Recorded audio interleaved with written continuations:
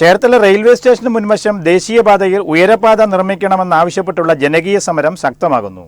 സമരം രണ്ടാഴ്ച പിന്നിട്ട ദിവസം കഞ്ഞിക്കുഴി ഗ്രാമപഞ്ചായത്തിന്റെ നേതൃത്വത്തിൽ ജനപ്രതിനിധികളും കുടുംബശ്രീ പ്രവർത്തകരും കർഷകരും സമരപ്പന്തലെത്തി ഐക്യദാർഢ്യം പ്രഖ്യാപിച്ചു. സമരത്തിന്റെ 15ാം ദിവസം ജില്ലാ പഞ്ചായത്ത് ആരോഗ്യ വിദ്യാഭ്യാസ സ്ഥിരം സമിതി അധ്യക്ഷൻ എസ് രാധാകൃഷ്ണൻ ഉദ്ഘാടനം ചെയ്തു. ആ ചർച്ചയിൽ പരിഹാരം കാണും, അല്ലെങ്കിൽ പരിഹാരം ഉണ്ടാകുമെന്നാണ് നമ്മൾ വിശ്വസിക്കുന്നത്. പരിഹാരമായില്ലെങ്കിൽ ഇവിടെ ശാരദ പ്ലാസ്റ്റിക് ചൂണ്ടിക്കാണിച്ച പോലെ തന്നെ ഈ സമരത്തിന്റെ രൂപമല്ല നമ്മൾ മാറ്റേണ്ടി വരും. കാര്യം ഇങ്ങനെ നമ്മൾ 14ാം ദിവസവും ഇങ്ങനെ ഈ സമരം ഇങ്ങനെ നടത്തുക, അവസാനം ഹൈവേയുടെ പണി തന്നെ നിർത്തിവെക്കേണ്ട തരത്തിലേക്ക് നമ്മുടെ സമരത്തിന്റെ രൂപം മാറ്റി പോകേണ്ടി വരുമെന്നുള്ളതാണ് നമുക്ക് മനസ്സിലാകുന്നത്. അതുകൊണ്ട് അടിയന്തരമായി ഇന്നുള്ള ചർച്ചയിൽ ഈ പ്രശ്നം പരിഹരിക്കപ്പെടും എന്ന് വിശ്വസിക്കുക. അതുപോലെയാണ് നമ്മുടെ ഈ KCC കമ്പനിയാണ് ഈ വർക്ക് ഏറ്റെടുത്തിട്ടുള്ളത്. ഇന്ന് കേരളത്തിൽ അവിടെ കാസർഗോഡ് മുതൽ തിരുവനന്തപുരം മുതൽ പരിശോധിക്കുമ്പോൾ മറ്റേ എല്ലാ ഭാഗത്തും ശരിയായ തരത്തിൽ, ഇത് കേരളമാണ്, മറ്റേ നോർത്ത് ഇന്ത്യയിൽ പോലെയല്ല.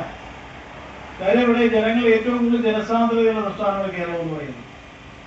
അപ്പൊ അതുകൊണ്ട് തന്നെ തീർച്ചയായും ജനങ്ങൾക്ക് സൗകര്യപ്രദമായി സഞ്ചരിക്കാൻ ഉള്ള അവകാശം, സഞ്ചരിക്കാനുള്ള സംവിധാനം ഉണ്ടാക്കണം.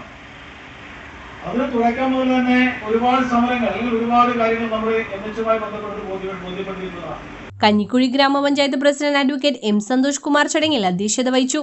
സ്വാഭാവികമായും ആ ദീർഘവീക്ഷണമില്ലായ്മ ഈ നാടിനെ തന്നെ മോശപ്പെടുത്തുന്ന, ഈ നാടിന് തന്നെ നാശമുണ്ടാക്കുന്ന തരത്തിലേക്കുള്ള കാര്യങ്ങളിലേക്ക് എത്തുകയാണ്. ഞങ്ങളാരും വികസനത്തിന് എതിരല്ല.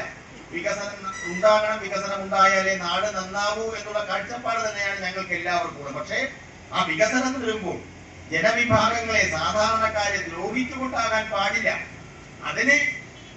അത് അവസാനിപ്പിക്കുക എന്നുള്ളതാണ് ഈ സമരം കൊണ്ട് ഞങ്ങൾ ഉദ്ദേശിച്ചിട്ടുള്ളത്. ചേർത്തല നഗരസഭ വൈസ് ചെയർപേഴ്സൺ വത്സല ടീച്ചർ സ്വാഗതം ആശംസിച്ചു. ചേർത്തല നഗരസഭ ചെയർപേഴ്സൺ S സോബിൻ, ഗ്രാമപഞ്ചായത്ത് വൈസ് പ്രസിഡന്റ് ലജിത തിലകൻ, സ്ഥിരം സമിതി അധ്യക്ഷൻ G മുരളി, പഞ്ചായത്ത് അംഗങ്ങളായ MD Murali, Sajitha Baiju, Sumadevi, Karmasena convener G Udayappan, Kudumbashree vice chairperson Molly Bhadrasenan എന്നിവർ സംസാരിച്ചു. ഏറ്റവും കൂടുതൽ വികസിക്കാൻ സാധ്യതയുള്ള ഒരു റെയിൽവേ സ്റ്റേഷനാണ് ചേർത്തല റെയിൽവേ സ്റ്റേഷൻ. അതിന് ആ റെയിൽവേ സ്റ്റേഷൻ സ്ഥിതി ചെയ്യുന്ന സ്ഥലം NH66 ഏറ്റവും അടുത്ത് സ്ഥിതി ചെയ്യുന്ന ഒരു റെയിൽവേ സ്റ്റേഷൻ കേരളത്തിൽ വേറെ എങ്ങുമില്ല. ദേശീയപാതയ്ക്കടുത്ത് സ്ഥിതി ചെയ്യുന്ന റെയിൽവേ സ്റ്റേഷനുകൾ ഏതോ 4 റെയിൽവേ സ്റ്റേഷനാണ് ആകെ ഇന്ത്യയിൽ തന്നെയുള്ളത്. 5ാമത്താണിത്.